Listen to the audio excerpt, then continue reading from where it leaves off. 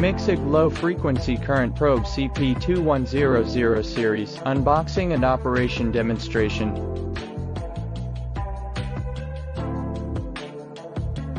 Connect the current probe to the USB port of the oscilloscope for power supply. Connect the probe to the universal BNC port of the oscilloscope, pressing the 100 button to switch different ranges.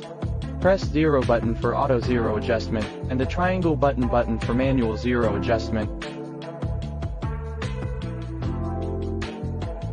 Connect the probe to the signal, adjust the oscilloscope, and observe.